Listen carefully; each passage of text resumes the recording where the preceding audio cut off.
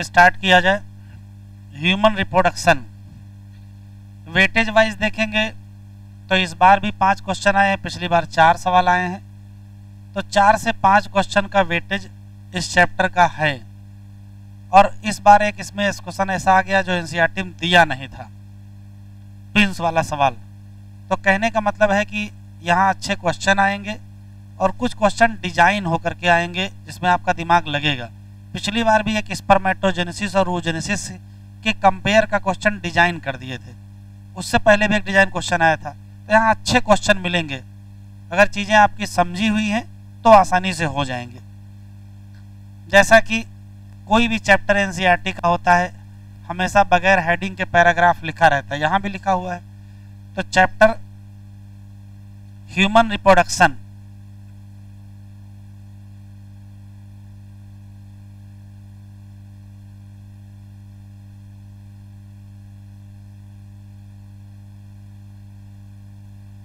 और हेडिंग डाले introduction.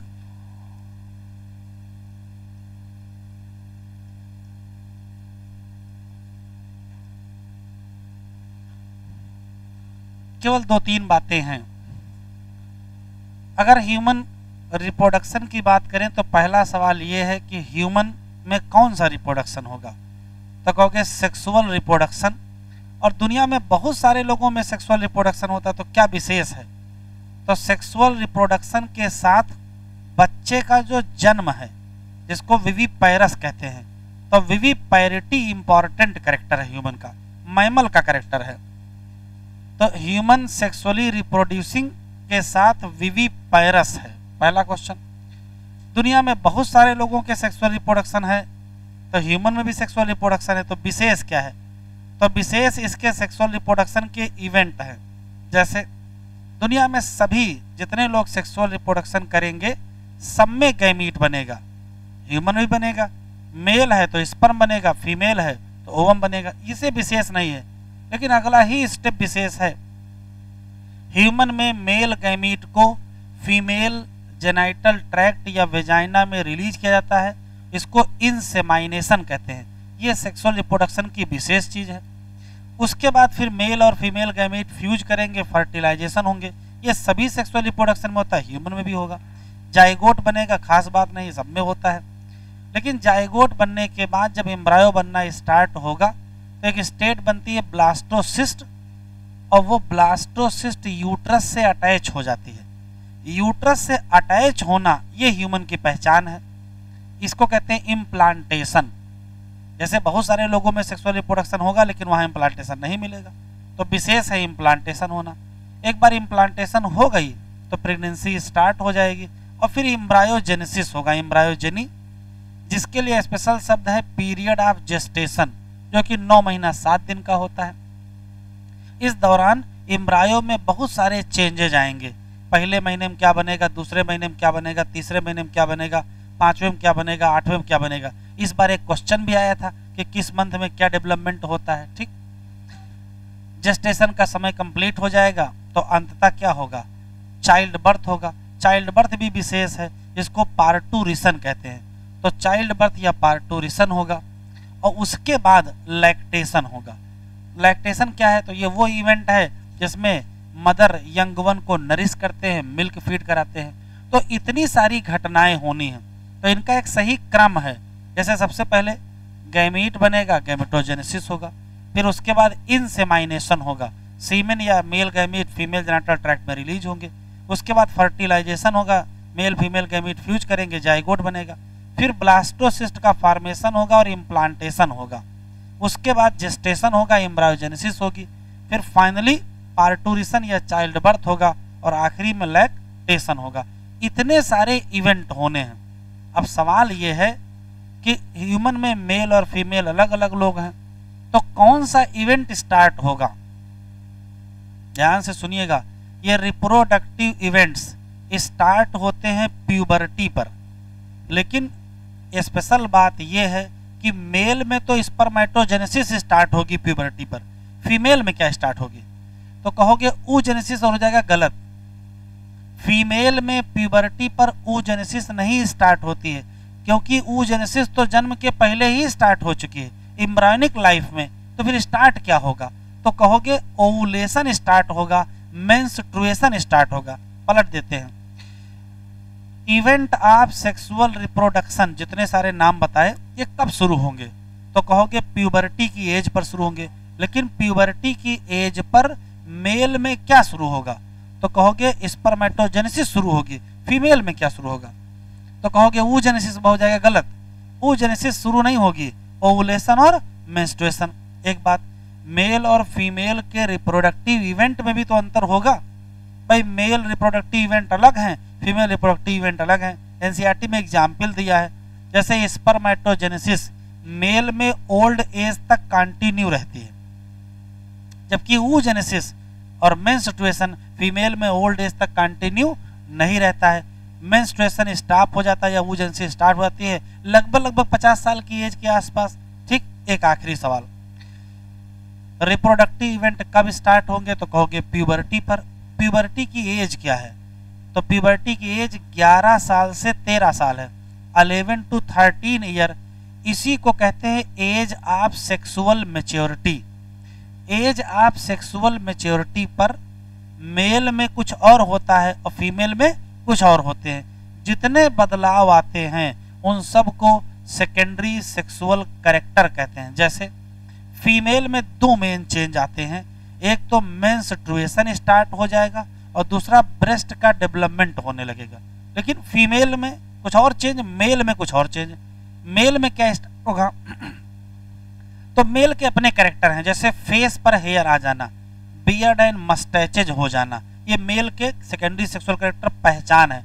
Mail की आवाज भारी हो जाती है, जिसको लो पिच साउंड कहते हैं। तो कुछ चेंज मेल में विशेष होंगे, कुछ चेंज फीमेल में विशेष होंगे। लेकिन जैसे प्यूबिक हेयर और एक्सिलरी हेयर का एपियर होना ये मेल फीमेल में कॉमन है, लेकिन फेशियल हेयर का एपियर होना मेल में है, फीमेल में नहीं है। तो इंट्रोडक्शन में जनरल कहानी लिखी है, हम एक बार फिर से सुन लेंगे, फिर हम सही क्रम में लिखेंगे। फिर आप लिख लीजिएगा,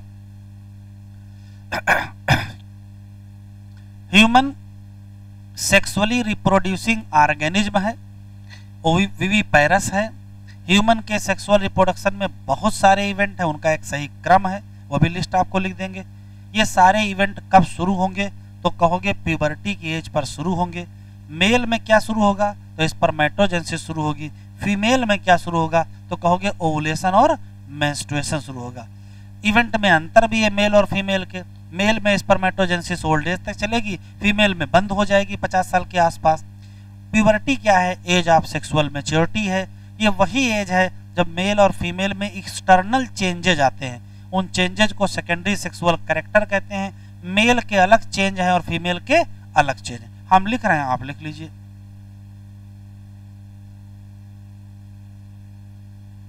ह्यूमन क्या है? सेक्सुअली रिप्रोड्यूसिंग विविपैरस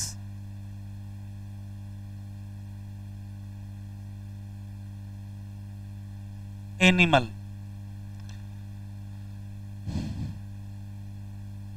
ह्यूमन में इवेंट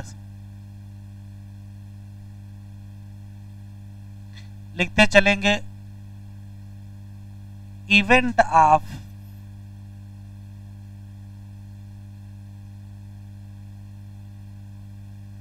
सेक्सुअल रिप्रोडक्शन अगर आपसे पूछा जाए तो हम लोग कई इवेंट बोलेंगे।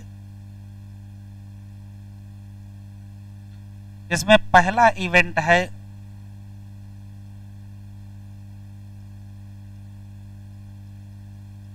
गैमेटोजेनेसिस। गैमेटोजेनेसिस का मतलब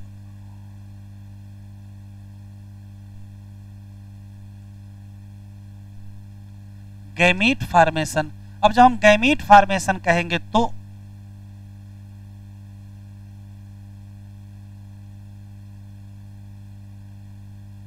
स्पर्म फॉर्मेशन किसमें? मेल में। और ओवम फॉर्मेशन किसमें? फीमेल में। दूसरा जो इवेंट होगा वो इनसेमाइनेशन होगा। इसमें सीमेन या स्पर्म रिलीज होंगे फीमेल जेनाइटल ट्रैक्ट में। सीमेन या sperm release in female genital tract. तीसरा जो इवेंट होगा वो फर्टिलाइजेशन होगा।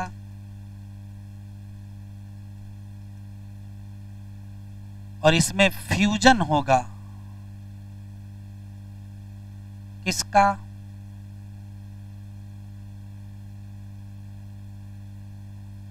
किसका? स्पर्म और ओवम का। तो फॉर्मेशन होगा किसका?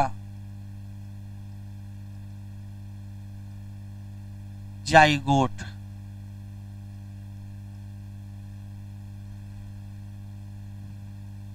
चौथी जो घटना होगी वो है implantation.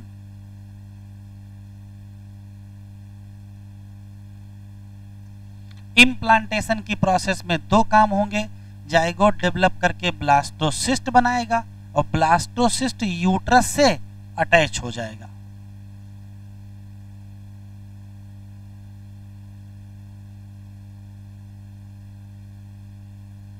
Zygote develop and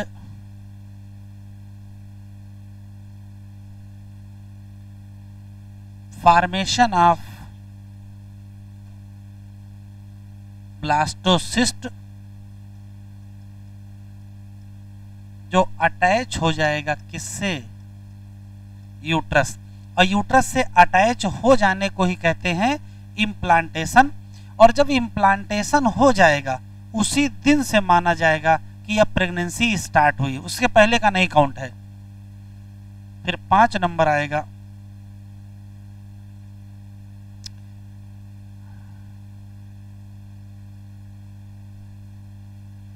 gestation.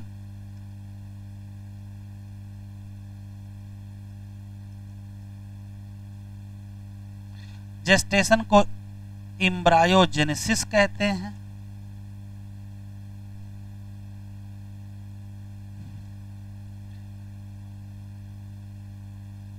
To develop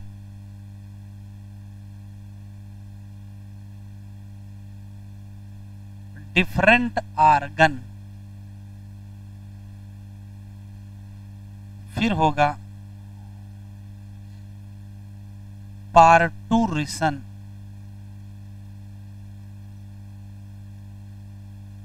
ये है प्रोसेस ऑफ चाइल्ड बर्थ या डिलीवरी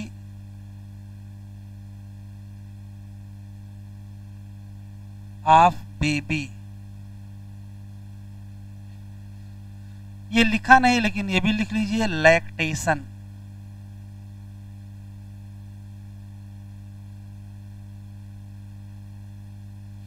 मिल्क फीडिंग।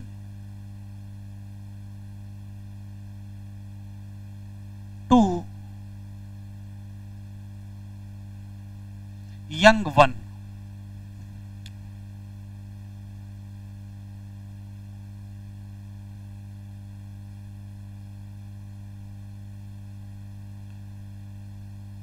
ये सारे रिप्रोडक्टिव इवेंट कब शुरू होंगे?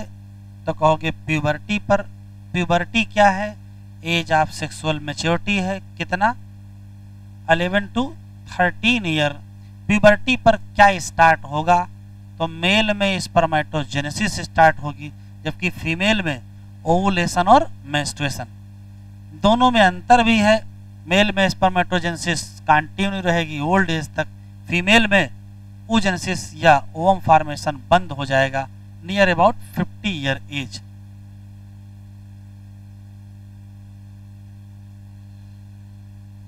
इवेंट्स ऑफ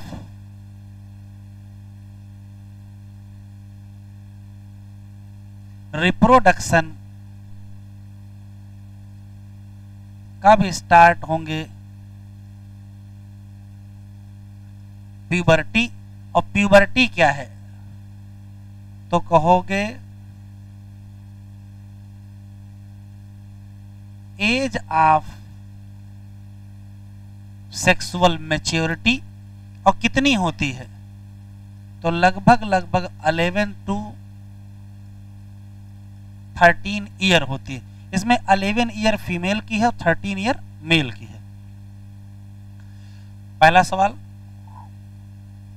दूसरा, एट प्यूबर्टी,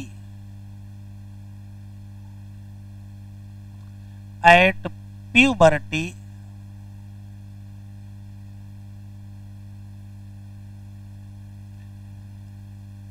इन मेल, तो कहोगे स्पर्मेटोजेनेसिस स्टार्ट, लेकिन इन फीमेल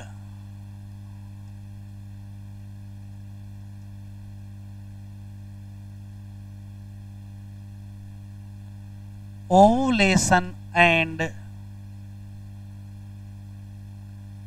मेंस्ट्रुएशन स्टार्ट। ये याद रखिएगा।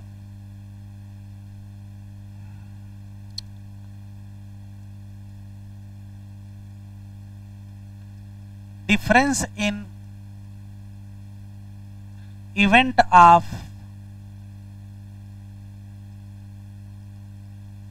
Reproduction in male and female. Male और फीमेल के इवेंट अलग अलग हैं। किस मामले में?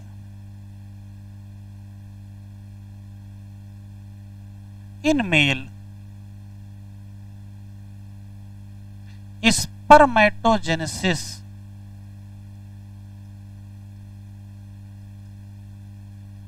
कंटिन्यू रहती है टू ओल्ड एज, लेकिन लिखते चलें in female oogenesis stop at age of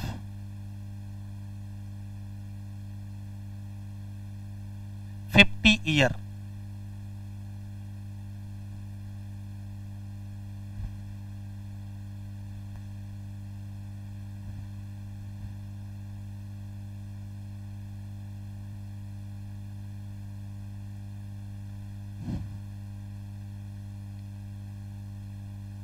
at puberty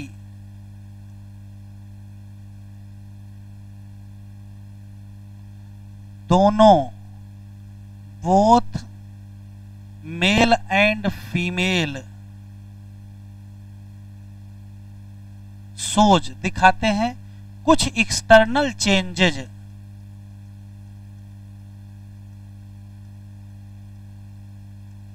और इन एक्सटर्नल चेंजेज को कहते हैं सेकेंडरी सेक्सुअल कैरेक्टर।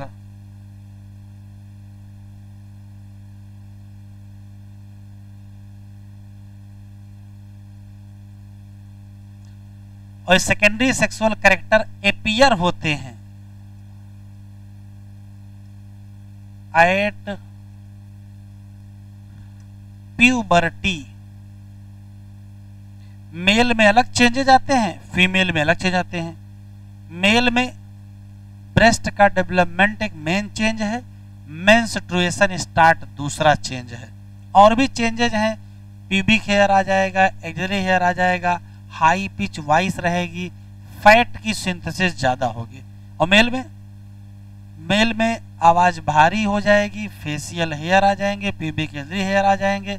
इसके अलावा एग्रेसिव बिहेवियर आ जाएगा, कार्बोहाइड्रेट और प्रोटीन की सिंथेसिस ज्यादा होती है। वो सब लिखा है वहां टेस्टोस्टेरोन में।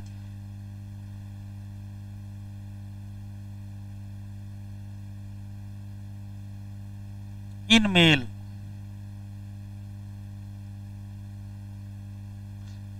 एपियर हो जाएंगे, facial hair,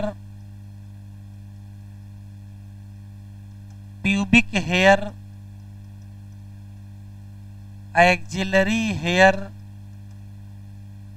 heavy voice, aggressiveness, ये सब होगा। और फीमेल में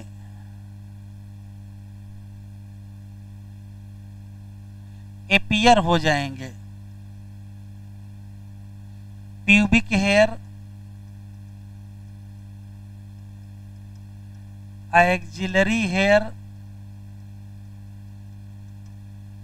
और हाई पिच वॉइस।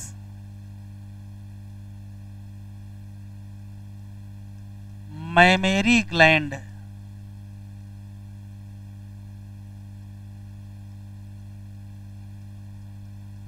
डेवलप या ब्रेस्ट डेवलपमेंट, ये सब चेंजेज होंगे। और इसी समय प्यूबर्टी की एज पर स्टार्ट मेंस्ट्रुएशन, ये सब फीमेल में चेंजेज होंगे।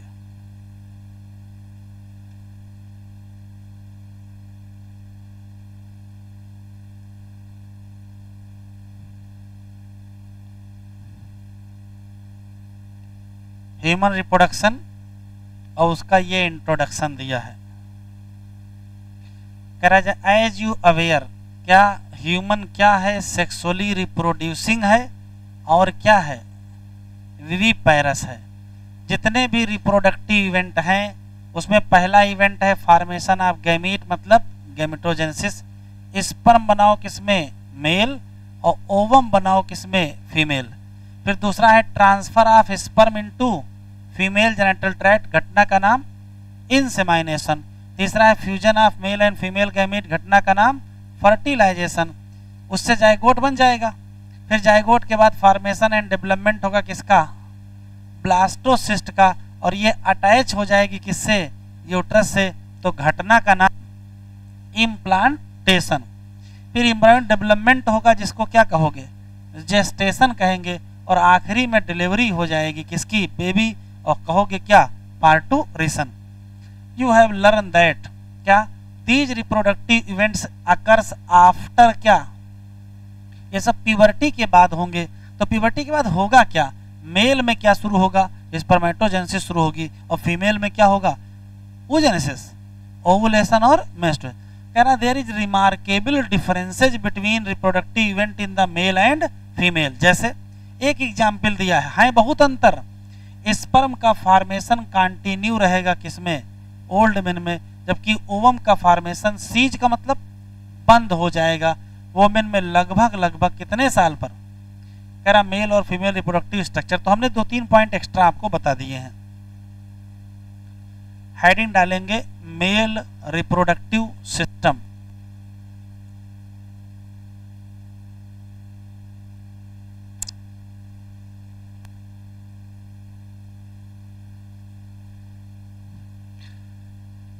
चाहे मेल रिप्रोडक्टिव सिस्टम हो और चाहे फीमेल रिप्रोडक्टिव सिस्टम हो, कुछ कॉमन बातें हैं। कॉमन, मेल रिप्रोडक्टिव ऑर्गन और फीमेल रिप्रोडक्टिव ऑर्गन दोनों एब्डामेन में नीचे की तरफ पाए जाते हैं, और नीचे को पेल्विस कहते हैं, लोअर एब्डामेन एरिया को। तो पेल्विस में मिलेंगे। पहला सवाल, मेल हो चाहे फीमेल, 4 चीजें स्पष्ट हैं। जैसे कोई ना कोई ऑर्गन होगा जो गैमीट बनाता होगा, मेल में वो टेस्टिस होगा, फीमेल में ओरी होगा। कोई ना कोई ऑर्गन होगा जो गैमीट को स्टोर करता होगा या गैमीट को ट्रांसपोर्ट करता होगा। जैसे मेल में रेटी टेस्टिस, वासा एफरेंसिया, एपिडिडाइमिस, वास डिफरेंस वगैरह है, और फीमेल में फैलोपियन ट्यूब और यूट्रस वगैरह है। ठीक है, कोई ना कोई स्ट्रक्चर होगा जरूर जो, जिसको हम लोग एक्सटर्नल जेनाइटेलिया कहते हैं। एक्सटर्नल जेनाइटेलिया मेल के अलग होते हैं, फीमेल के अलग होते हैं। मेल में पेनिस है, फीमेल में 5 नाम लिखे हुए वो वहीं पढ़ लेंगे। कोई ना कोई स्ट्रक्चर होगा जो ग्लैंड होगी, जिसको कहेंगे मेल में होगी तो मेल एसेसरी ग्लैंड, और फीमेल में तो फीमेल एसेसरी ग्लैंड होगी। ठीक है, तो सारे स्ट्रक्चर कॉमन होंगे, मेल के अपने कैरेक्टर होंगे, फीमेल के अपने। हम लिख रहे हैं, आप लिख लीजिए। मेल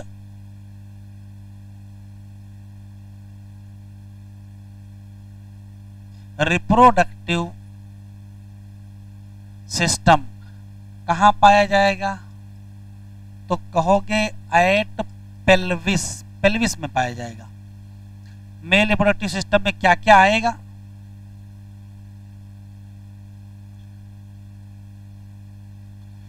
तो मेल रिप्रोडक्टिव सिस्टम में कई चीजें हैं, लिखते चलें बस। नंबर 1 पर होगा टेस्टिस। इसी जगह फीमेल में क्या लिख देंगे? ओरी लिख देंगे। टेस्टिस है प्राइमरी सेक्स ऑर्गन। क्यों? क्योंकि यही गैमीट बनाएगा। नंबर 2 पर आ जाएंगे मेल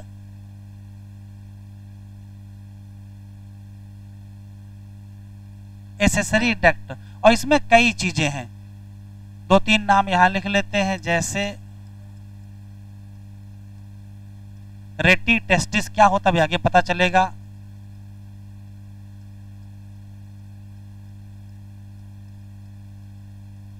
वासा इफ्रेंसिया,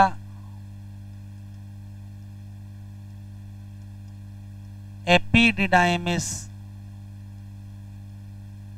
और वास डिफरेंस। 3 नंबर पर आएगा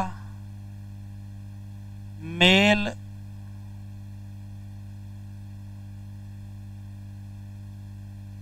एसेसरी ग्लैंड, और ग्लैंड के नाम पर 3 gland,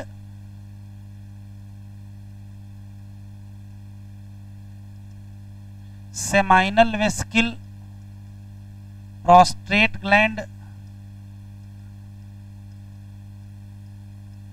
and bulbo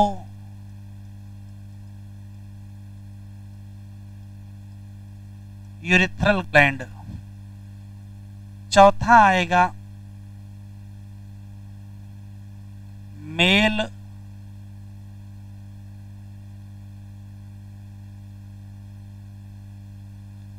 external genitalia penis.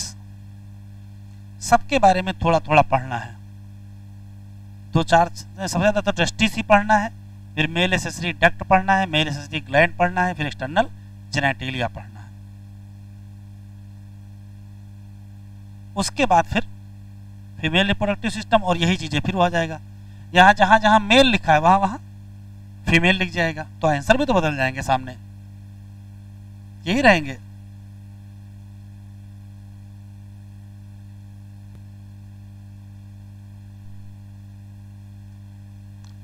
पहली हेडिंग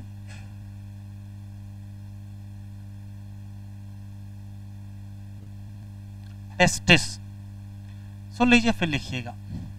पहला सवाल यह है कि 1 pair testis,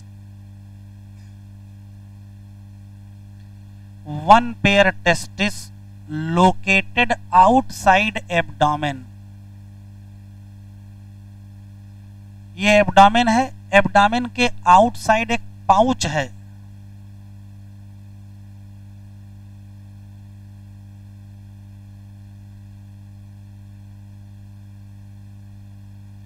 pouch like scrotum. और ये क्या है? टेस्टिस कितने हैं? 1 पेयर, अभी लिखो नहीं, लिखने टाइम देंगे।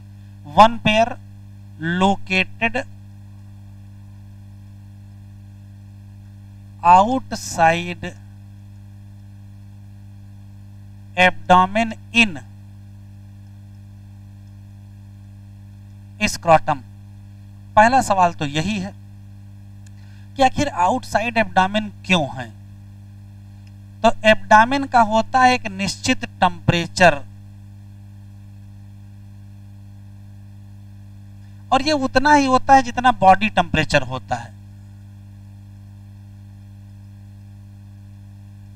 हम लोगों का सामान्य बॉडी टेम्परेचर कितना होता है? 98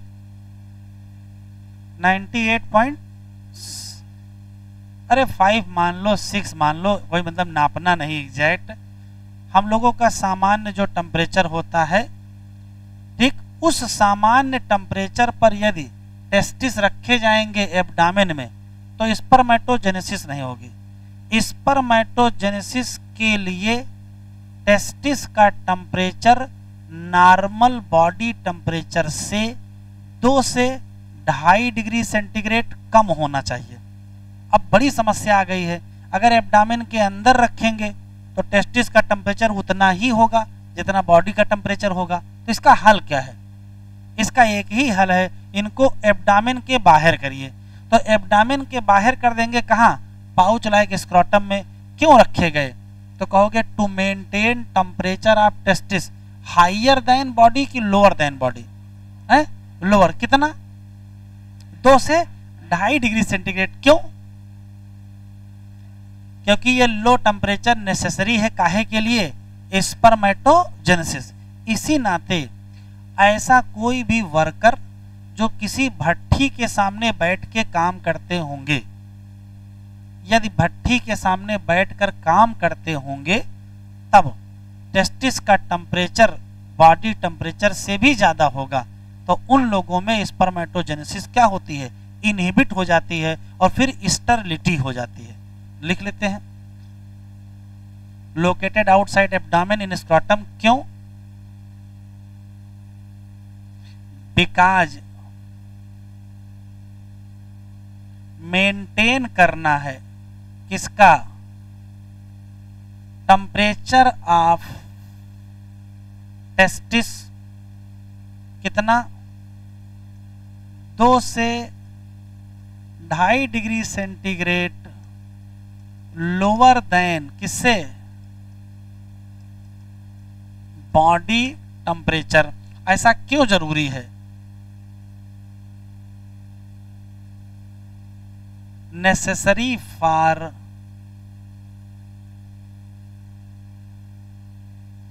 स्पर्मेटोजेनेसिस। तो ये एसर्शन रीजन में सवाल आ जाएगा कि टेस्टिस को एब्डामेन के बाहर लोकेट किया गया है। एसर्शन क्यों? टेस्टिस के टेम्परेचर को मेंटेन करना है 2 से 2.5 डिग्री सेंटीग्रेड। कम की ज्यादा? कम। एक ये फिर एसर्शन आएगा, टेस्टिस का टेम्परेचर 2 से 2.5 डिग्री सेंटीग्रेड कम रखा जाता है। ये एसर्शन है। तो रीजन ये रखा है क्या? ये जरूरी है काहे के लिए? स्पर्मेटोजेनेसिस के लिए। टेस्टिस की अगर हम बात करेंगे तो स्फेरिकल या ओवल इन शेप होंगे।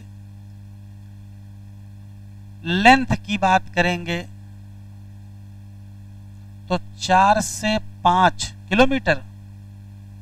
और ये क्या हो गया?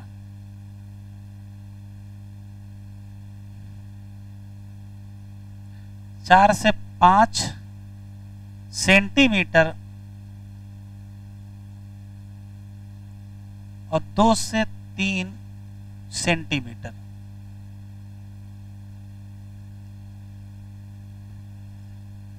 चलिए,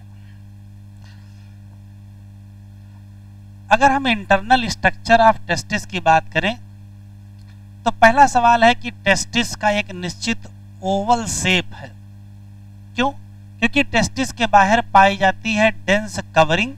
इसका नाम एनसीईआरटी में नहीं लिखा है, ट्यूनिका एल्ब्यूजिना कहते हैं। ठीक, इस डेंस कवरिंग के अंदर अगर चूंकि सेक्शन में देख रहे हैं तो अंदर सबसे इंपॉर्टेंट चीज ये है कि टेस्टिस अंदर से कई कंपार्टमेंट में बटा है। जैसे एक कंपार्टमेंट ये है, दूसरा ये है, तीसरा ये है, चौथा ये है, पांचवा।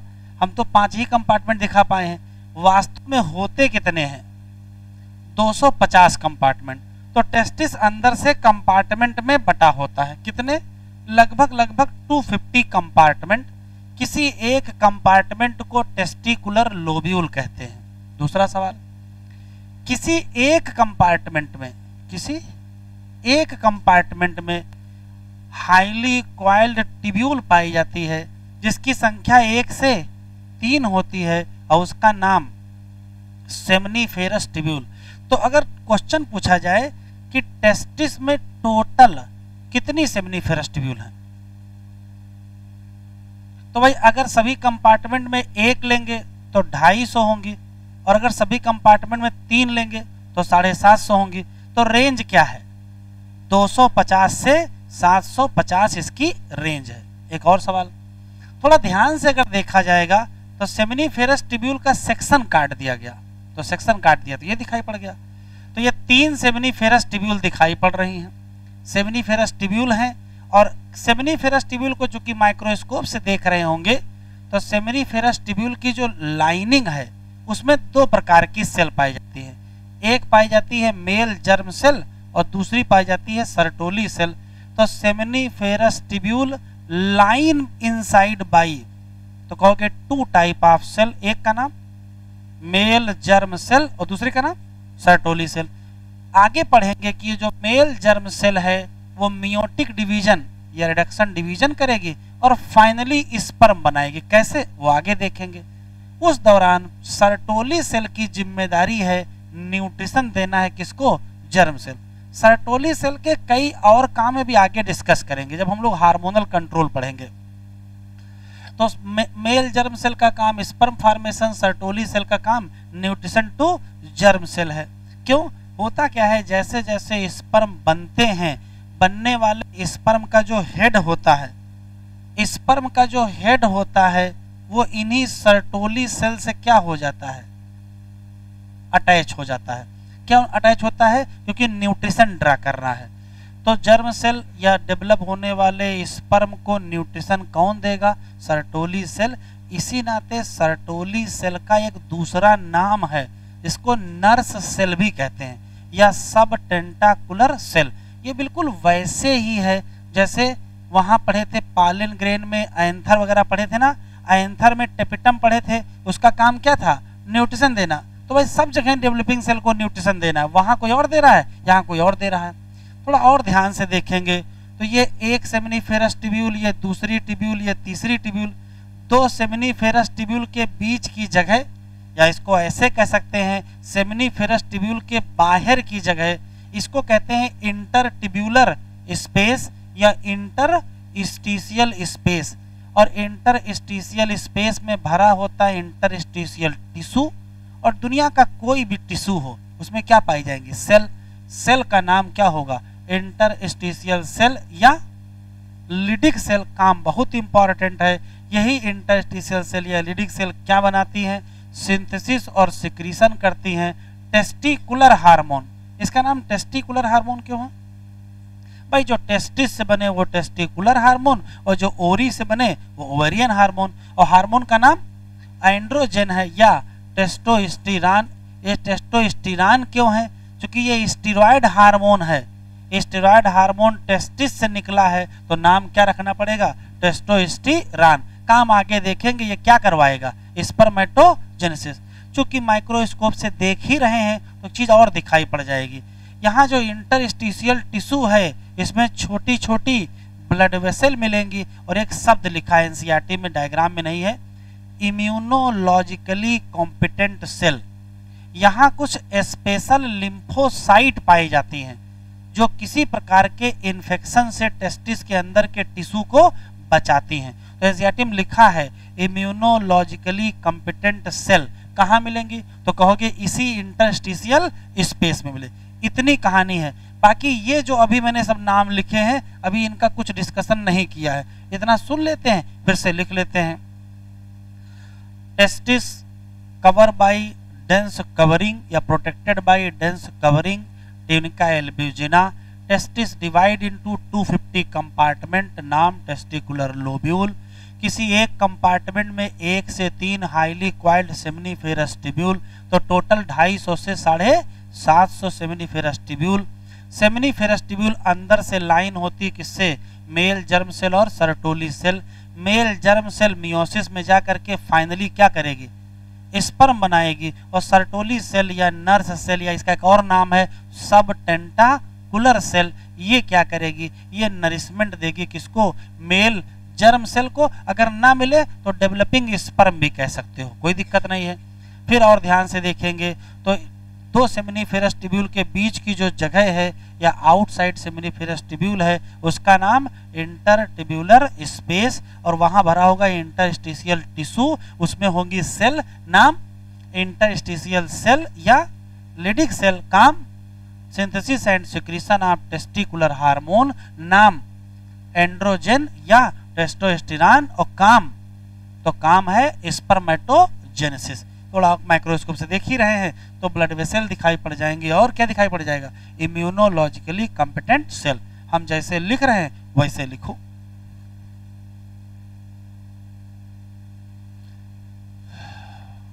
Testis covered by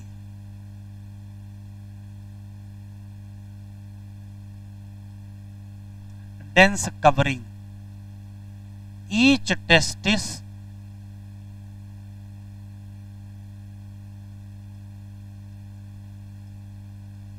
divided into किसमें,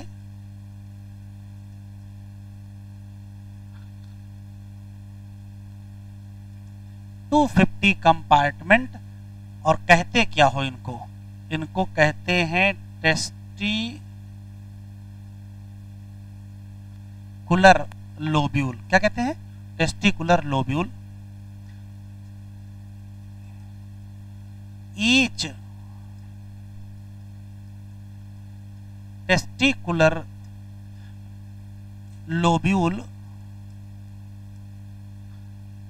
कंटेन, बेटा क्या, तो कहोगे 1 से लेके 3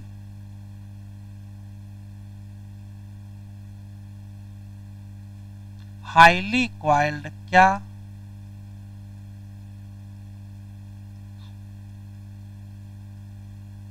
सेमिनिफेरस ट्यूब्यूल। तो टोटल संख्या कितनी,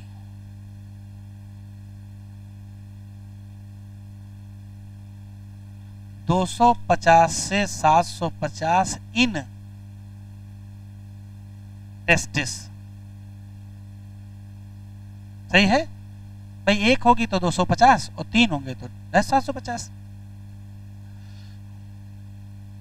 सेमिनिफेरस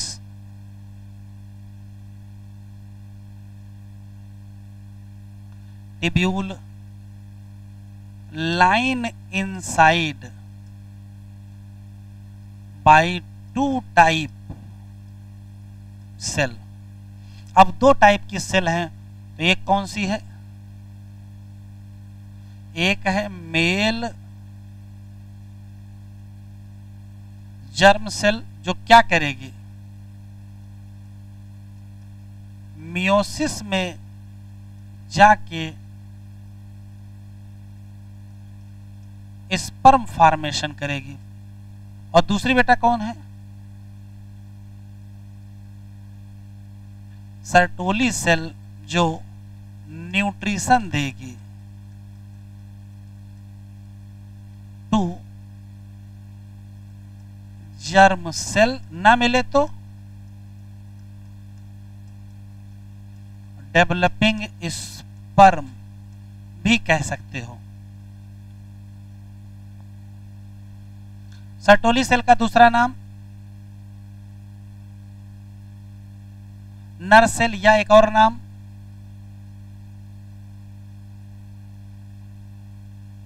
सबटेंटाकुलर सेल। एक नोट लिख लीजिए,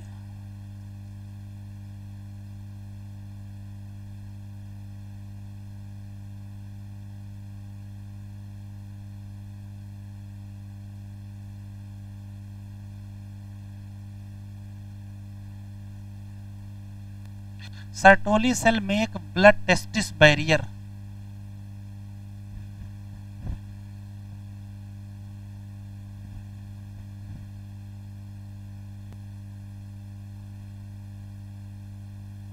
स्पेस आउटसाइड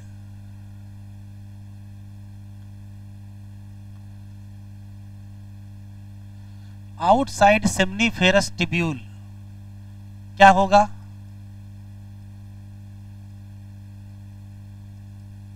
इंटरटिब्यूलर स्पेस या इंटरस्टिशियल स्पेस। और यहां क्या होगा,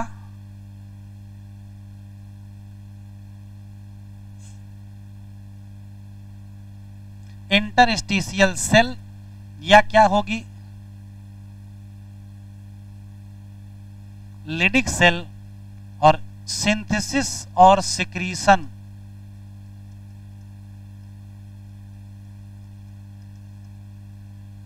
किसका, टेस्टिकुलर हार्मोन। नाम एंड्रोजन या टेस्टोस्टेरोन। काम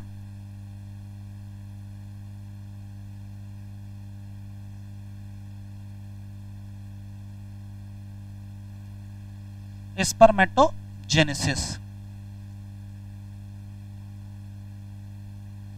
इंटरस्टिशियल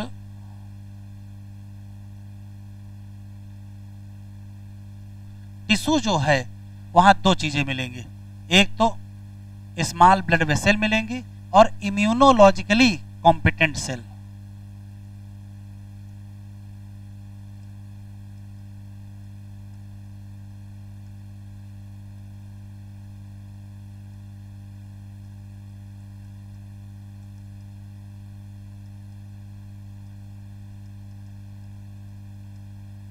एनसीईआरटी में ये नहीं लिखा है कि ये इम्यूनोलॉजिकली कॉम्पिटेंट सेल हैं क्या, बता दे रहे हैं ये स्मॉल लिम्फोसाइट हैं, छोटी छोटी लिम्फोसाइट होती हैं और ये स्पेशली ट्रेंड हैं कि यदि टेस्टिस के अंदर कोई इन्फेक्शन हो तो उससे प्रोटेक्ट करें।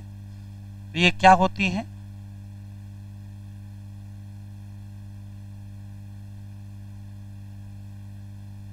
Small lymphocyte. डन।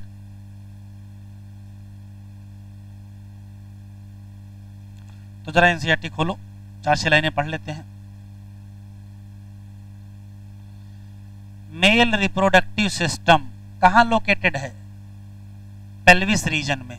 इसमें क्या आएगा, तो एक पेयर तो टेस्टिस आएंगे मेन, इसके साथ एसेसरी डक्ट और एसेसरी ग्लैंड और एक्सटर्नल जेनाइटेलिया।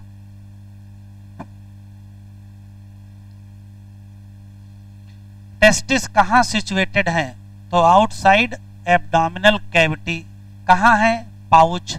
नाम क्या, स्क्रॉटम।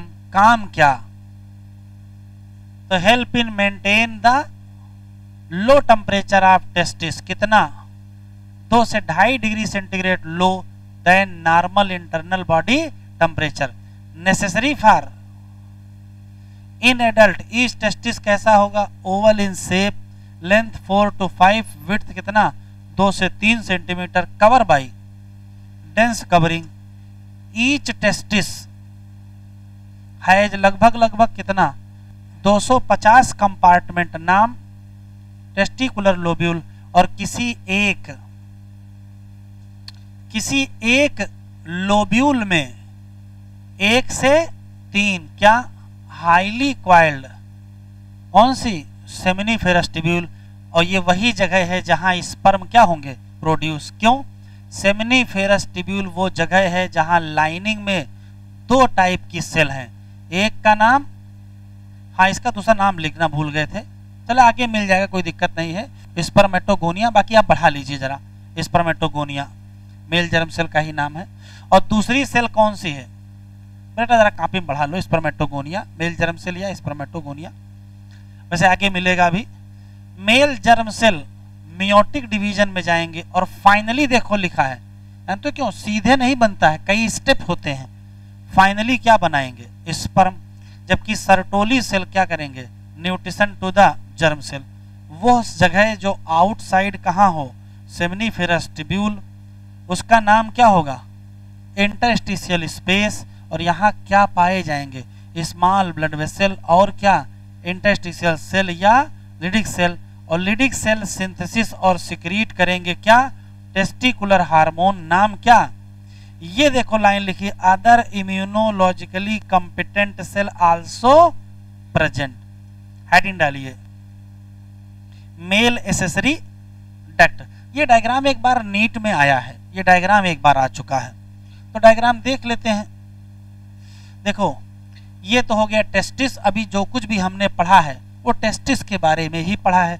टेस्टिस के बाहर क्या हो जाएगा, तो ये एरिया स्क्रोटम का हो जाएगा। बाकी अभी कुछ पढ़ा है नहीं कि ननरी टेस्टिस, वासा एफरेंसिया, एपिडाइमिस, वास डिफरेंस, अभी कुछ नहीं पढ़ा है। जब पढ़ लेंगे तो ये डायग्राम डिस्कस कर लेंगे। एक ये डायग्राम साइड व्यू का बना है, तो ये डायग्राम बनाना है, तो हम बना रहे हैं, आप बना लीजिए।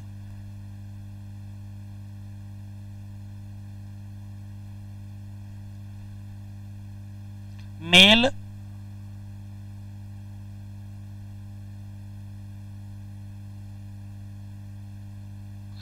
एसेसरी डक्ट,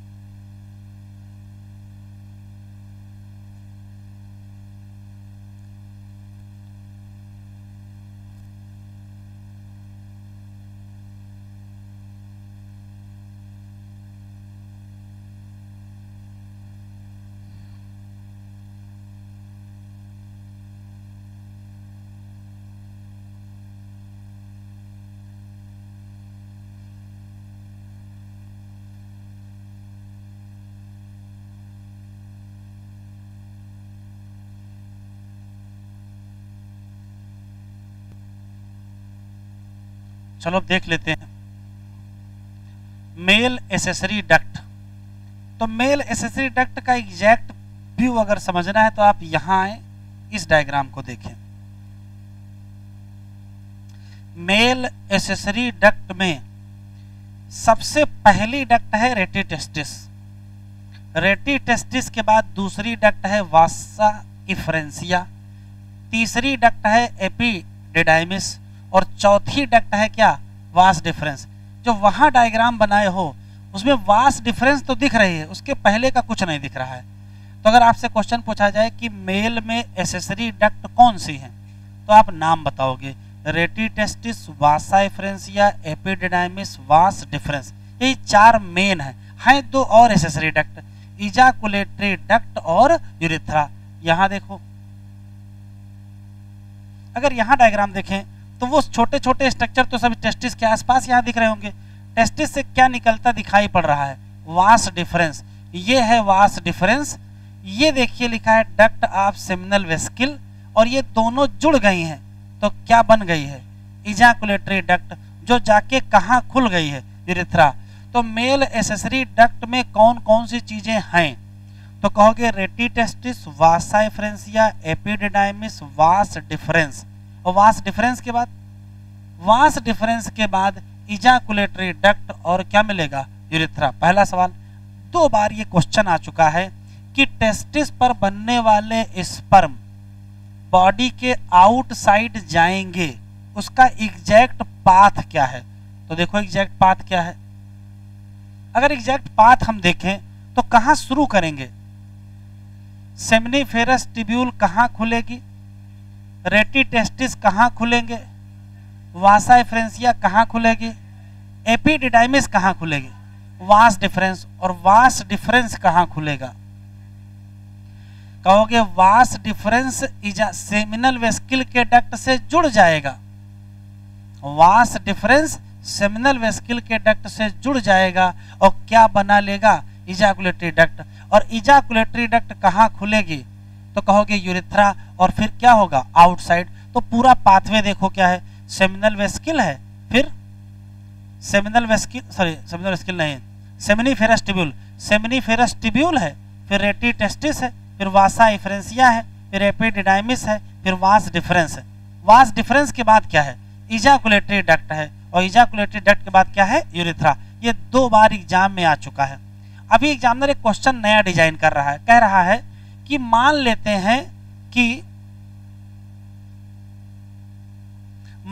हैं कि वासा एफरेंसिया ब्लॉक हो जाए, तो बताओ स्पर्म कहां से कहां नहीं जाएगा। तो अगर वासा एफरेंसिया ब्लॉक कर दोगे तो स्पर्म रेटी टेस्टिस से एपिडिडाइमिस नहीं आएंगे। इस टाइप का भी एक सवाल आया है, तो कल को एपिडिडाइमिस ब्लॉक कर देगा तब, तो एपिडिडाइमिस ब्लॉक कर दोगे तो कहोगे वास एफरेंसिया से कहां नहीं जाएंगे, वास, और कल को वास डिफरेंस ब्लॉक कर देगा। तो वो ध्यान रखिएगा सीक्वेंस। तो सीक्वेंस एक क्वेश्चन ये बना रहा है। अच्छा राइट में देखो क्या क्या हो रहा है। तो अगर क्वेश्चन ऐसे कहा जाए सेमिनिफेरस ट्यूब्यूल ओपन इन रेटी टेस्टिस और दैट ओपन इन वासा एफरेंसिया, तो इसको ऐसे भी तो कह सकते हो कि seminiferous tubule open in Vasa एफरेंसिया through रेटी टेस्टिस। कोई दिक्कत है, सही है। अच्छा चलो, फिर वासा एफरेंसिया ही हैं जो टेस्टिस के बाहर निकल के गई। देखो यही तो टेस्टिस है, टेस्टिस के बाहर क्या निकली, वासा एफरेंसिया। किससे जुड़ गई, epididymis. Epididymis highly coiled tubule है और टेस्टिस के पोस्टीरियर सरफेस पर पाई जाती है। सबसे बड़ी ट्यूब यही है। एक क्वेश्चन आता था, या अभी भी हो सकता आ जाए, कि इतने सारी एसेसरी डक्ट में कौन सी ऐसी एसेसरी डक्ट है जहां स्पर्म स्टोर होते हैं। तो स्पर्म के स्टोर करने के लिए जगह चाहिए, कोई जगह तो अलग से बनी नहीं है, तो रास्ते में ही तो स्टोर करेंगे। और कहाँ स्टोर करोगे, एपिडिडाइमिस। एपिडिडाइमिस कहाँ खुलेगी, तो कहोगे वास डिफरेंस। अब वास डिफरेंस कहाँ खुलेगा, तो देखो कहोगे वास डिफरेंस, ये वास डिफरेंस है बेटा, और ये एब्डामेन के ऊपर की लाइन होगी, इस जगह मान लेते हैं। तो वास डिफरेंस ऊपर जाके पहले एब्डामेन में जाएगा, कहाँ जाएगा, एब्डामेन में, और एब्डामेन में जाके ब्लैडर का लूप बनाएगा। देखो ब्लैडर के चारों तरफ चक्कर लगाया, और चक्कर लगाने के बाद किससे जुड़ जाएगा, डक्ट ऑफ सेमिनल वेस्किल, और क्या बना लेगा, इजाकुलेटरी डक्ट। और वो कहाँ खुलेगी, यूरेथ्रा। कहाँ खुल जाएगी, यूरेथ्रा। और फिर यूरेथ्रा से जो स्पर्म होंगे वो यूरेथ्रा से पैसेज से पास आउट हो जाएंगे। तो अभी जल्दी ही सवाल आया है कि किसको किसको ब्लॉक करें, तो चाहे जिसको ब्लॉक करें। अगर हमको पूरा रास्ता क्लियर है तो आप ब्लॉक बताओ, आंसर बता देंगे। जैसे अगर रेटी टेस्टिस ब्लॉक हो जाए तो कहां से कहां नहीं जाएंगे, सेमिनिफेरस ट्यूब्यूल से वासा एफरेंसिया, और कल को वासा एफरेंसिया ब्लॉक हो जाए तो रेटी टेस्टिस से एपिडिडाइमिस, और कल को एपिडिडाइमिस ब्लॉक हो जाए वासा एफरेंसिया से वास डिफरेंस। तो इसी तरीके से कुछ भी ब्लॉक कर सकता है। एक आखिरी सवाल, इतनी सारी एसेसरी डक्ट क्यों हैं,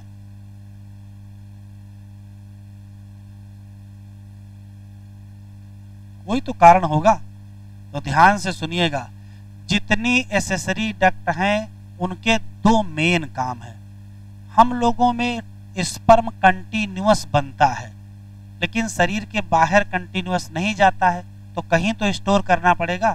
तो स्पर्म स्टोर करने के लिए ये रास्ता ही है, इसी रास्ते में स्टोर करते हैं। तो एसेसरी डक्ट का काम है स्टोरेज ऑफ स्पर्म। अब जब स्पर्म स्टोर होंगे तो उसी दौरान मैच्योर भी हो जाएंगे, तो स्पर्म का स्टोरेज करेंगे, स्पर्म का मैच्योरेशन करेंगे, और इसी पूरे रास्ते से स्पर्म ट्रांसपोर्ट भी तो होंगे। तो एसेसरी डक्ट का क्या क्या क्या काम, तो कहोगे 3 काम। क्या क्या? स्टोरेज करेंगे, मैच्योरेशन करेंगे और ट्रांसपोर्ट। हाँ, स्टोरेज वैसे तो सब कर रहे हैं, लेकिन फिर भी मेन कौन है? तो आंसर क्या देंगे? एपिडिडाइमिस। क्लियर है? बिल्कुल लिखे हम पॉइंट वाइज। चलो शुरू करते हैं।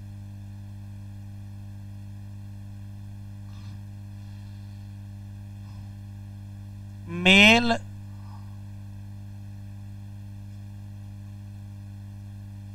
एसेसरी डक्ट में बहुत सारे नाम हैं।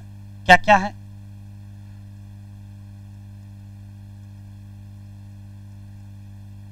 रेटी टेस्टिस, फिर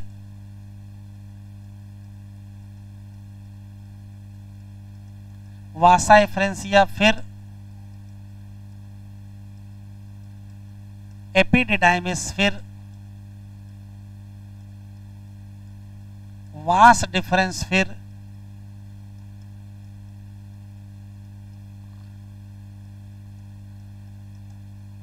एक अच्छा सवाल जरा इधर देख लो। ये जो इजाकुलेटरी डक्ट है, इस इजाकुलेटरी डक्ट में अगर स्पर्म आ गए तो मस्ट पास आउट होना है। इसी नाते नेचर ने व्यवस्था की है कि यहां तक स्पर्म रख लो, कोई दिक्कत नहीं है। लेकिन जैसे ही कहां आ गए? इजाकुलेटरी डक्ट में आ गए, तो फिर अब यहां कहीं रुकने वाले नहीं है, फिर क्या हो जाएंगे? पास आउट हो जाएंगे। तो यहां स्पर्म तभी आएंगे जब इजाकुलेशन होना होगा। इसी नाते इसका नाम क्या पड़ा? इजाकुलेटरी डक्ट पड़ा। अगर क्वेश्चन पूछा जाए, कई बार एग्जाम में बेटा 2 बार तो आ ही चुका है नीट ही में, पाथवे ऑफ स्पर्म, बताओ क्या पाथवे होगा? तो कहोगे सेमिनिफेरस ट्यूब्यूल। लिखते चलें। फिर कहां जाएंगे? रेटी टेस्टिस। फिर कहां जाएंगे? वासा इफ्रेंसिया। फिर कहां जाएंगे? एपिडिडाइमिस। फिर कहां जाएंगे? Vas deferens. फिर कहां जाएंगे? इजाकुलेटरी डक्ट।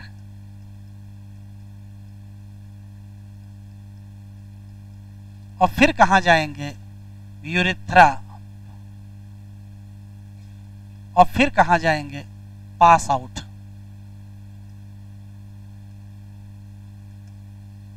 क्लियर? सबके बारे में 2-2 क्वेश्चन है। जैसे रेटी टेस्टिस क्या है? तो कहोगे ये नेटवर्क ऑफ ट्यूब्यूल है।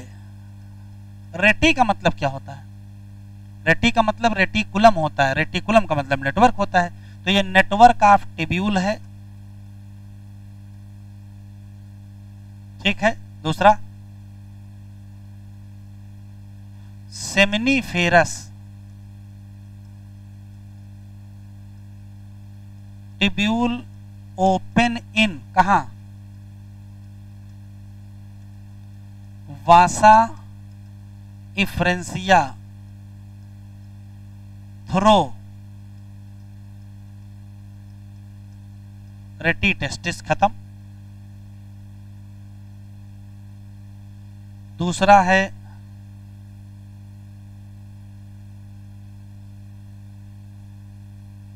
वासा इफ्रेंसिया। इसका क्या काम है? तो कहोगे कहां से एराइज होंगी? रेटी टेस्टिस से, और यही टेस्टिस के बाहर निकलेंगी और किससे जुड़ जाएंगी? एपिडिडाइमिस।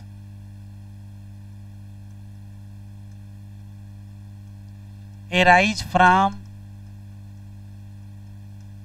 रेटी testis and come out of testis to join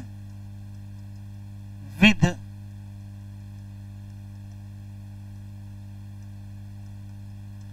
अच्छा, क्या ब्लॉक करेगा वो क्वेश्चन निकाल लोगे, उसमें कोई दिक्कत नहीं। जैसे मान लो ये ब्लॉक कर दिया तो यहां तक स्पर्म रहेंगे, ये ब्लॉक कर दिया तो यहां तक रहेंगे, ये ब्लॉक कर दिया तो यहां तक रहेंगे, वो निकाल लीजिएगा अपने हिसाब से आंसर। एपिडिडाइमिस क्या है? ये हाईली क्वाइल्ड टिब्यूल हैं जो टेस्टिस के पोस्टर सरफेस पर रखी हैं, और यही वो मेन जगह है जहां स्टोरेज होता है।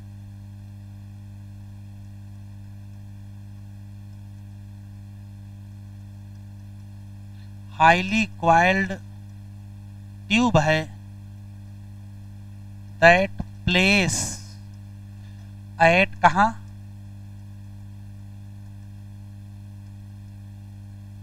पोस्टीरियर सरफेस ऑफ टेस्टिस, और यही मेन प्लेस है काहे के लिए?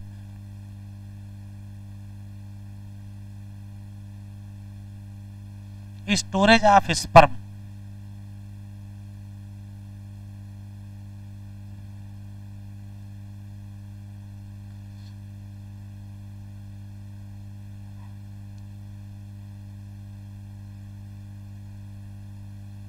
वास डिफरेंस कहां से कहां गया?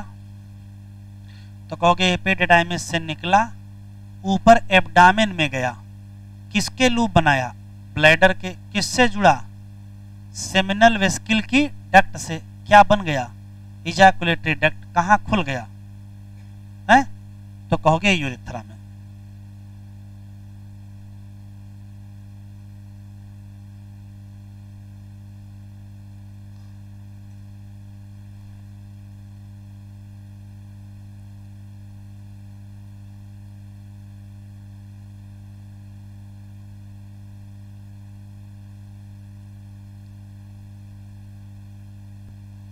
क्वेश्चन भी देख लो, तब तक हम लिखते रहते हैं।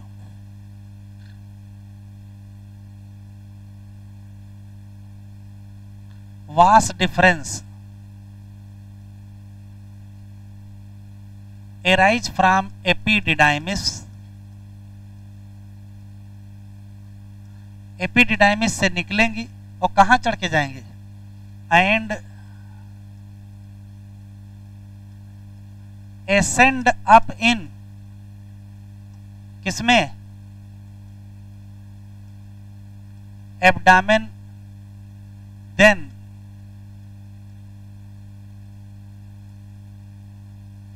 मेक लूप किसके ऊपर?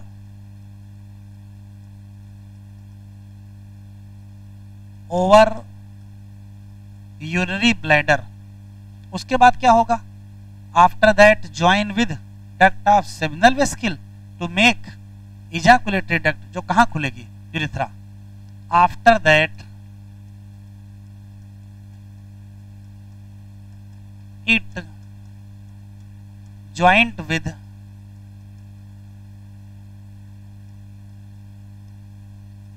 डक्ट ऑफ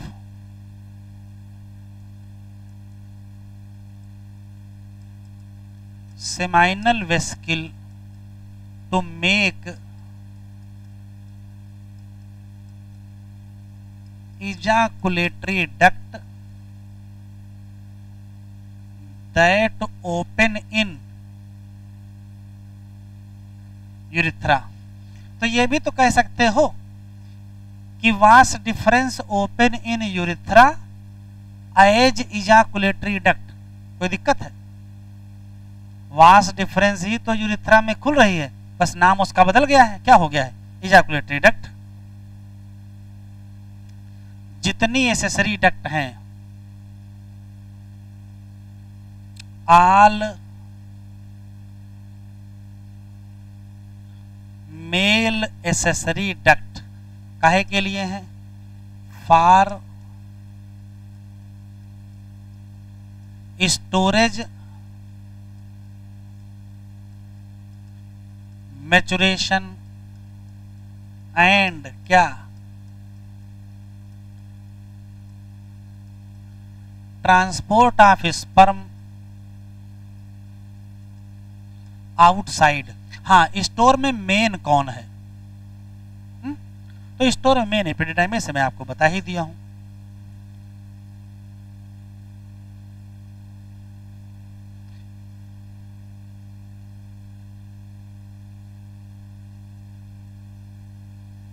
यूरिथ्रा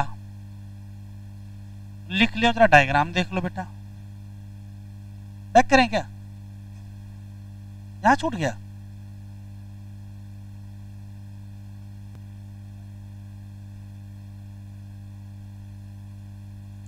जरा इधर देखो बेटा, इस डायग्राम को जरा देख लो। ये बताओ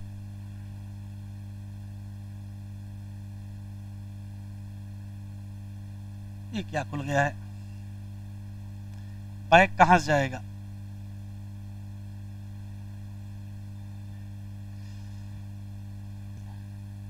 जरा देखो, ये बताओ, ये टेस्टिस, यहां स्पर्म बनेंगे, फिर रेटी टेस्टिस, वासा एफरेंसिया, एपिडिडाइमिस से होते हुए कहां जाएंगे? Vas deferens. फिर धीरे धीरे डक्ट ऑफ सेमिनल वेस्किल के बगल से गुजरते हुए इजैकुलेटरी डक्ट से होते हुए यूरिथ्रा आ जाएंगे। अब ध्यान से सुनिएगा, ये है यूरिनरी ब्लैडर, ये कहां से कनेक्ट है? किडनी से। यहाँ क्या इकट्ठा हो रहा होगा? यूरिन। तो रोजमर्रा की जिंदगी में यहां से क्या पास होती है? यूरिन पास होती है, लेकिन स्पर्म के पास करने का भी यही रास्ता है। तो ह्यूमन में जो मेल यूरिथ्रा है वो कॉमन पैसेज है किसके लिए? यूरिन और स्पर्म। आया हुआ सवाल है, यूरिनरी और रिप्रोडक्टिव ट्रैक्ट का कॉमन पैसेज बताओ। आंसर देंगे यूरिथ्रा। ये कॉमन पैसेज है दो चोगले, क्या?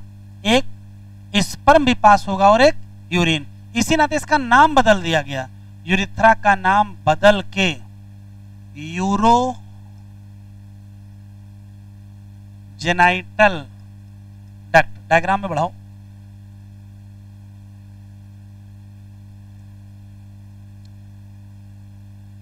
क्वेश्चन दिखाएं, आया हुआ सवाल है।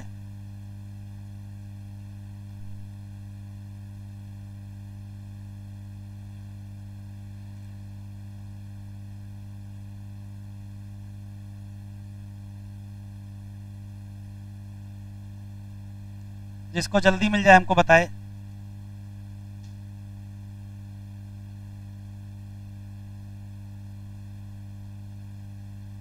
चलो ढूंढ लेना, आया हुआ है कंफर्म, आज ही मिलत पढ़े थे।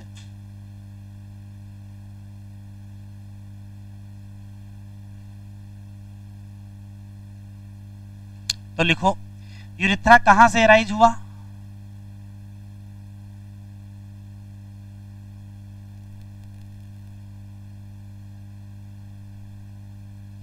Arise from urinary bladder. और किसके थ्रू पास हुआ है?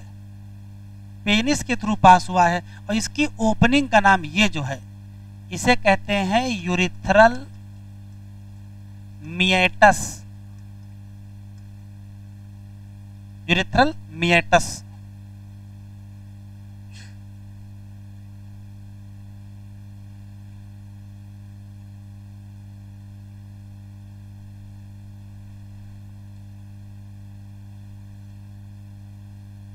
arise from bladder, pass through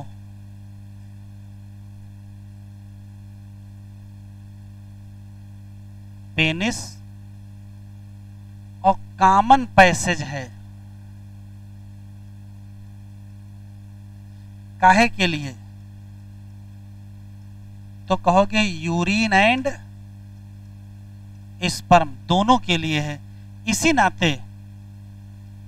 नाते यूरिथ्रा का नाम बदल के क्या पड़ गया?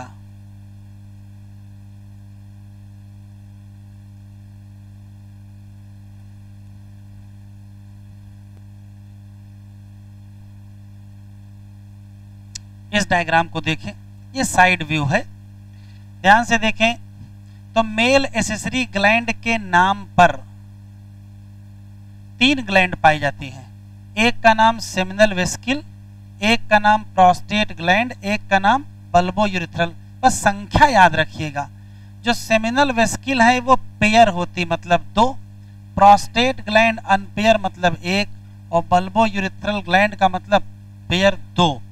तो कौन पेयर है कौन अनपेयर है, एक क्वेश्चन। दूसरा सवाल ये है,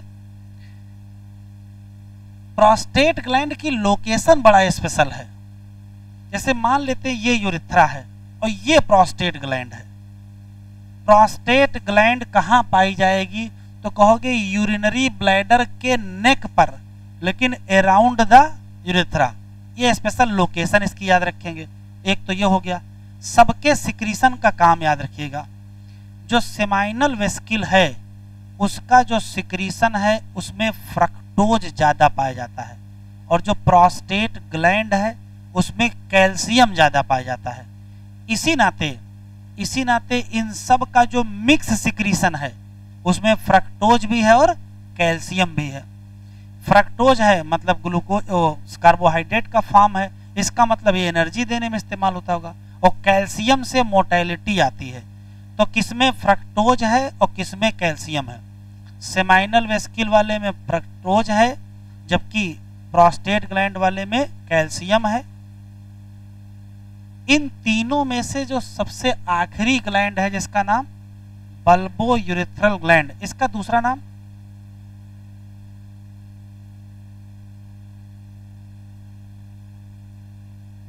जरा ध्यान से सुन ले बेटा, 2 मिनट ध्यान से सुन ले, तो जल्दी ना पढ़ें वरना कहो छोड़ देते हैं। आराम से पढ़ें, चीजें समझ में रखना है वरना रटोगे केवल। होता क्या है कि इधर से देखिए स्पर्म आ रहे हैं, यहां से स्पर्म आए, यहां स्पर्म मान लेते रुके हुए हैं, ठीक है। ये है सेमिनल वेस्किल। तो जब स्पर्म को रिलीज होना होता है बाहर, तब इधर से स्पर्म आगे बढ़ते हैं, इधर से सेमिनल वेस्किल का सिक्रीशन आगे बढ़ता है, और दोनों यहां मिल जाते हैं। सेमिनल वेस्किल और स्पर्म आपस में मिल गए, थोड़ा आगे बढ़े तो यहां पहुंचे। तो जब स्पर्म यहां पहुंचते हैं तो प्रोस्टेट ग्लैंड का सिक्रीशन भी उसी में गिर जाता है। तो मतलब 3 चीजें मिल गई, इधर से आने वाले स्पर्म, इसका सिक्रीशन, प्रोस्टेट ग्लैंड का सिक्रीशन। थोड़ा और आगे बढ़े तो किसका सिक्रीशन मिल गया, कहोगे बल्बो यूरिथ्रल ग्लैंड का सिक्रीशन। तो अगर आपसे क्वेश्चन पूछा जाए कि तीनों में किसका सिक्रीशन पहले होता है फिर बाद में, तो क्या बताओगे। तो कहोगे पहले सेमिनल वेस्किल, फिर प्रोस्टेट ग्लैंड और फिर बल्बो यूरिथ्रल। बस हो गया गलत, यही तो गलत होना है। अगर यही होता तो फिर काहे पूछ रहे होते। जानते हो क्या, ध्यान से सुनेंगे आप। ये जो बल्बो यूरिथ्रल ग्लैंड है इसका सिक्रीशन सबसे पहले निकलता है, और इस रास्ते से ये बाहर निकल आएगा और यहां ग्लांस पेनिस पर स्प्रेड कर जाता है। तो पहला सवाल, सबसे पहले किसका सिक्रीशन होगा, बल्बो यूरिथ्रल ग्लैंड का। क्या करेगा, इसका सिक्रीशन वाटरी लुब्रिकेटिंग सिक्रीशन होता है, और ये पेनिस को लुब्रिकेट करेगा। लेंसियाटी में लिखा है। एक और सवाल यहां अच्छा है, यहां क्या है, यूरिन। यूरिन भी तो इसी रास्ते से पास होती है। यूरिन का पीएच कितना है, 6.0, इतना तो पीएच है। ध्यान से सुनिएगा, यूरिन एसिडिक नेचर की होती है। अगर रोजमर्रा की जिंदगी में यहां से यूरिन पास हो रही है तो यूरिथ्रा का नेचर कैसा होगा, एसिडिक। और अगर उसी में स्पर्म आ गए तो स्पर्म सरवाइव नहीं करेंगे।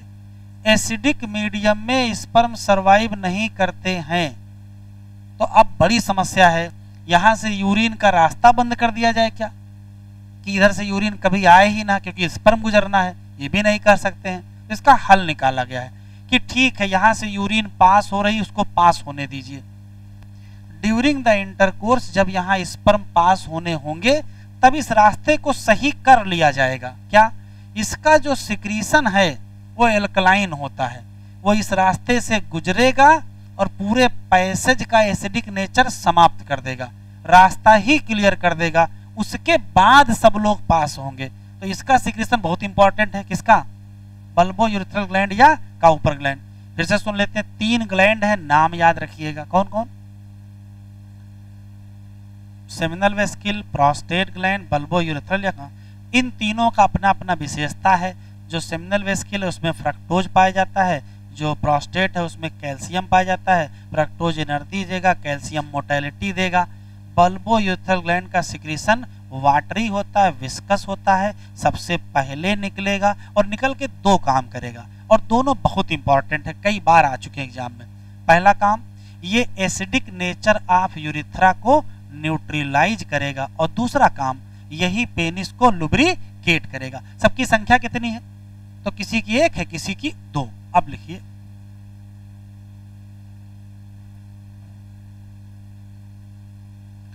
मेल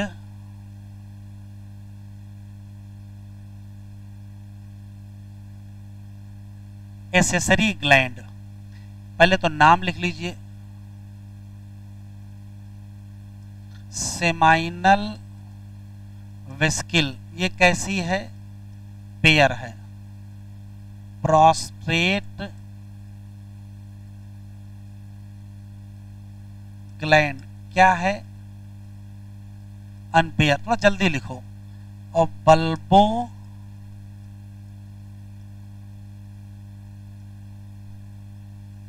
यूरेथ्रल ग्लैंड फिर से क्या है? पेयर। इसी का दूसरा नाम काउपर ग्लैंड। ये स्पेशल क्वेश्चन याद रखेंगे। कहाँ है? एट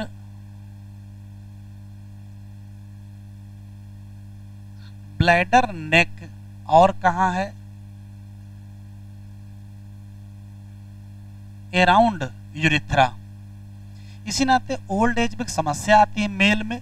ओल्ड एज में प्रोस्टेट का इंलार्जमेंट कभी कभार हो जाता है, तो ये है यूरिथ्रा, ये है प्रोस्टेट, तो अंदर यूरिथ्रा कॉन्स्ट्रिक्ट हो जाएगी और फिर यूरिन पास नहीं होगी। तो ये समस्याएं मेल में कॉमन है।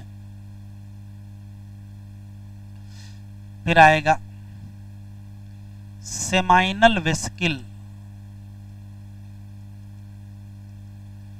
का जो सिक्रीशन होगा वो रिच होगा किसमें?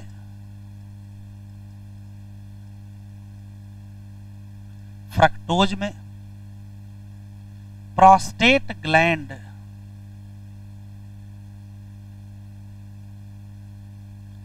का जो सिक्रीशन होगा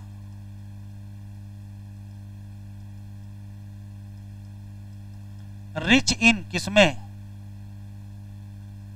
कैल्शियम। और काहे के लिए? ये देगा मोटेलिटी ऑफ स्पर्म और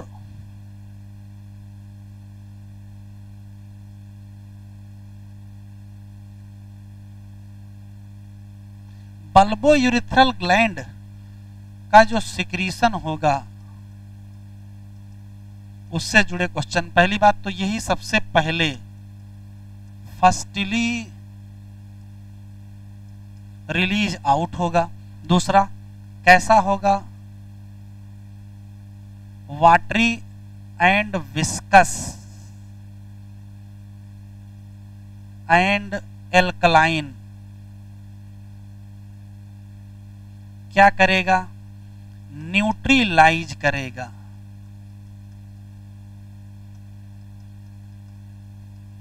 acidic nature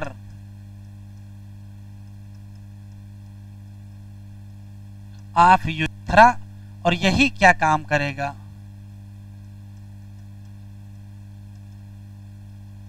lubrication of penis. Question बदलेगा, तुरंत आंसर बदलेगा। लुब्रिकेशन ऑफ वेजाइना अगर क्वेश्चन पूछ लिया गया तो क्या आंसर देंगे?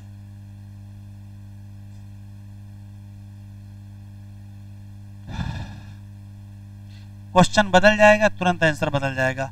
उसका आंसर बर्थोलिन ग्लैंड मिलेगा। अभी आगे पढ़ाएंगे फीमेल एक्सटर्नल जेनेटेलिया में। इन सब का सिक्रीशन फाइनली तो बाहर निकलेगा। उसको कहेंगे क्या? तो कहेंगे सेमाइनल प्लाज्मा। उसमें क्या क्या होगा? तो कहोगे उसमें फ्रक्टोज होगा, उसमें कैल्शियम होंगे, उसमें कुछ एंजाइम भी पाए जाएंगे।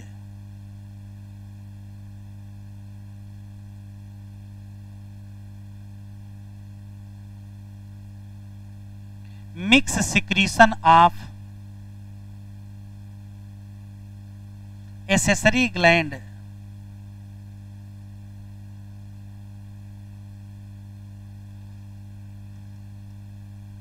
क्या कहोगे इसको?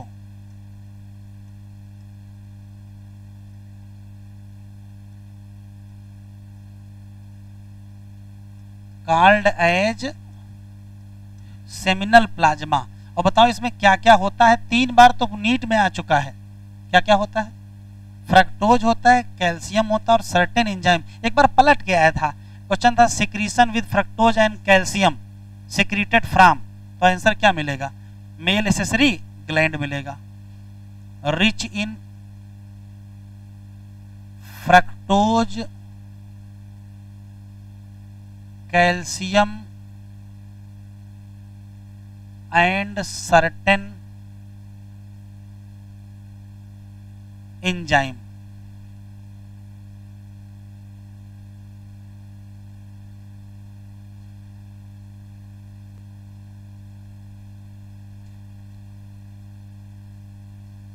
मेल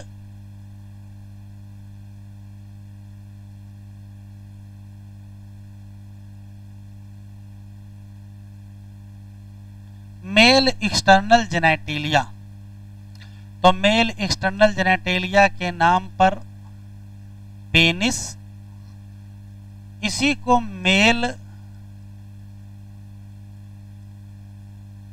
कापुलेटरी ऑर्गन भी कहेंगे। 2 क्वेश्चन है।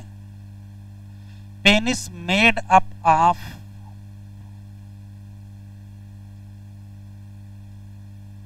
स्पेशल टिश्यू हेल्प इन या फॉर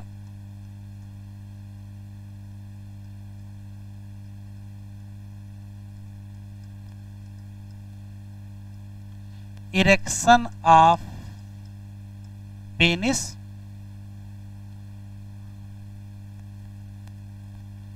हेल्प इन इंसेमाइनेशन। एक क्वेश्चन ये एनसीईआरटी में लिखा है। तो चाहे कहो मेल एक्सटर्नल जेनेटेलिया, चाहे कहो male copulatory organ made up of special tissue. वैसे टिश्यू का नाम नहीं दिया है, चाहो तो 2 नाम लिख सकते हो।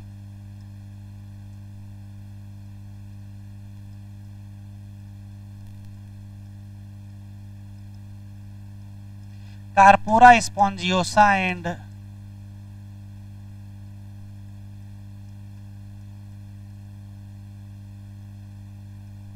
Corpora cavernosa. केवल नाम लिख लो, कभी नहीं पूछा गया। हम रटे थे, हमें नहीं पूछा गया, पढ़ाते इतने सालों के तभी कभी नहीं पूछा गया।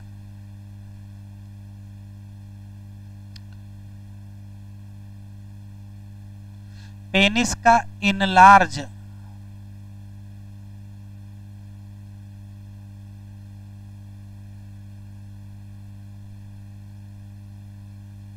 एंड को कहते हैं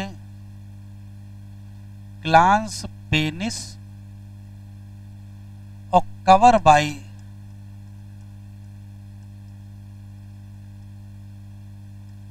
loose fold of skin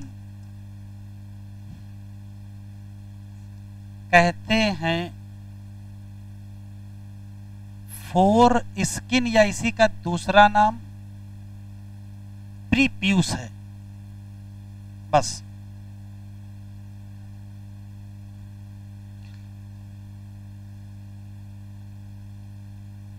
NCERT जरा खोल लेते हैं, पढ़ लेते हैं।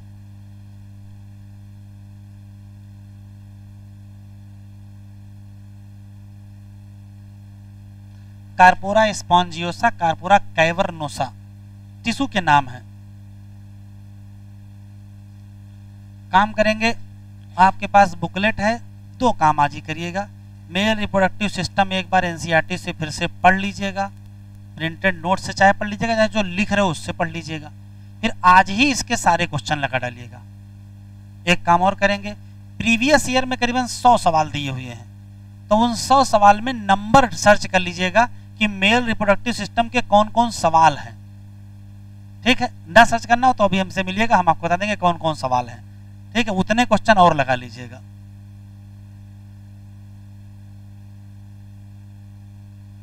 कहां तक पहुंच गए थे बेटा?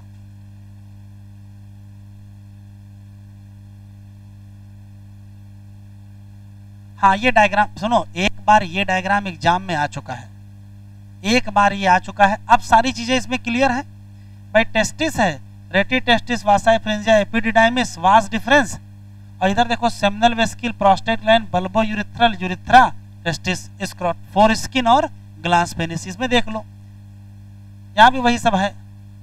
टेस्टिस है, स्क्रोटम है, ये पेनिस का फोर स्किन है, ग्लांस पेनिस है, यूरिथ्रा है, penis, prostate, vas deferens, urinary bladder, seminal vesicle, ureter, ureter kidney से आया होगा, ब्लैडर में खुला होगा आके। तो ये डायग्राम तो कभी नहीं आया है, लेकिन ये डायग्राम आ चुका है।